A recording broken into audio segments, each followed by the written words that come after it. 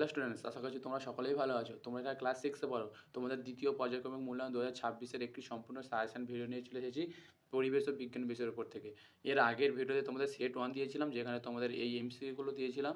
ঠিক আছে? আজকে তোমাদের সেট 2 দেবো, যেখানে তোমাদের বড় প্রশ্ন থাকবে 2 নম্বর ও 3 মার্কের। দেখে নাও। তোমাদের প্রথম প্রশ্ন রয়েছে, ক্লোম শাখা কোথায় থাকে? ক্লোম শাখা মানুষের ফুসফুসে থাকে। এগুলো শ্বাসনালীর শাখা প্রশাখা হিসেবে ফুসফুসের ভিতরে ছড়িয়ে থাকে এবং বায়ু আদান প্রদানে সাহায্য করে। পরের প্রশ্ন দেখে নাও। ফুসফুসের কাজ লেখো। ফুসফুসের প্রধান কাজ হলো শ্বাস-প্রশ্বাসে সাহায্য করা।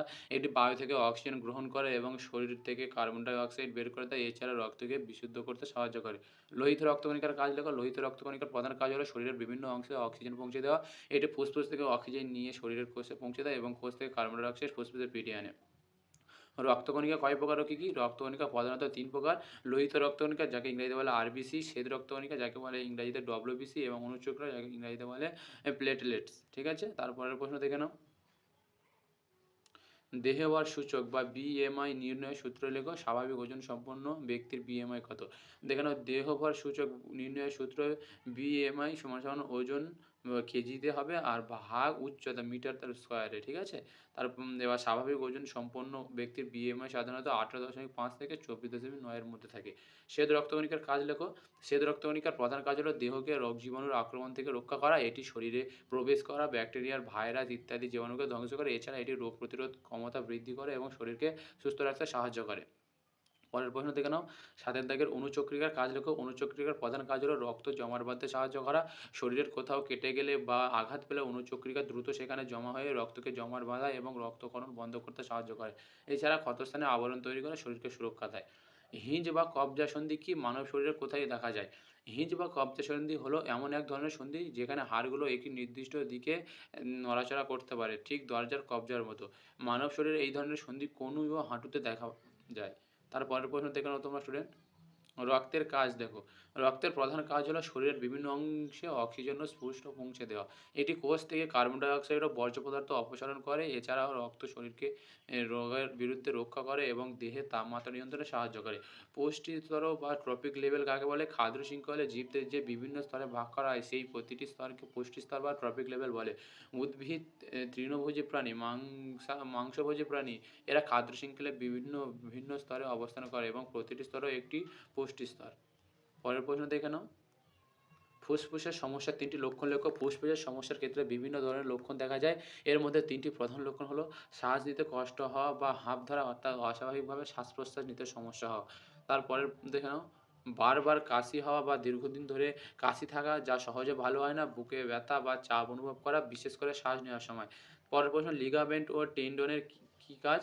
লিগামেন্ট ও টেন্ডনের দেহের অস্থি ও পেশির সঙ্গে সম্পর্কিত গুরুত্বপূর্ণ অংশ। লিগামেন্টের কাজ হলো একটি অস্থিকে অন্য অস্থির সঙ্গে যুক্ত করা এবং অস্থিসন্ধিকে দৃঢ় ও স্থিতিশীল রাখা।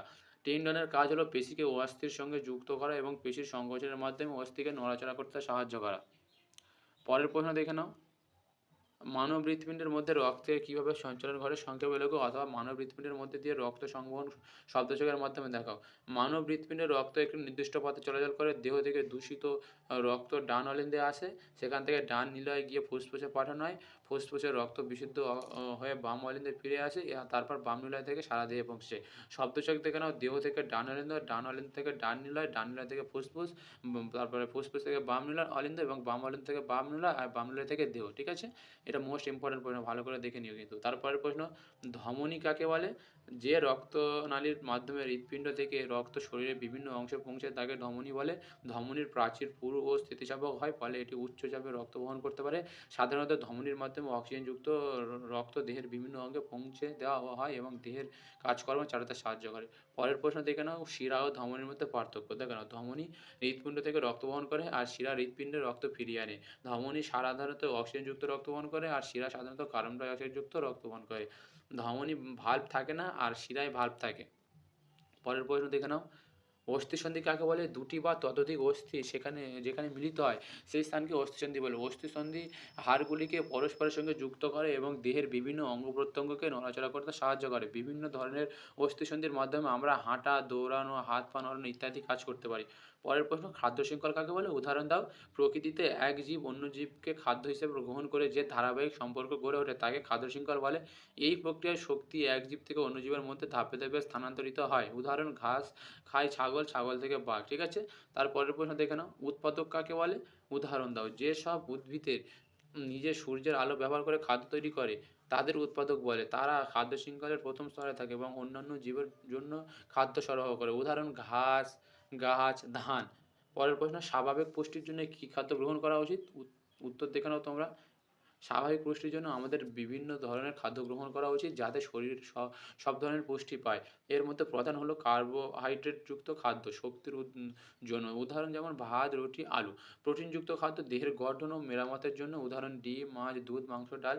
আর ভিটামিন ও খনিজযুক্ত খাদ্য রোগ প্রতিরোধ ক্ষমতা ও শরীর কাজকর্মের জন্য। উদাহরণ ফল ও সবজি।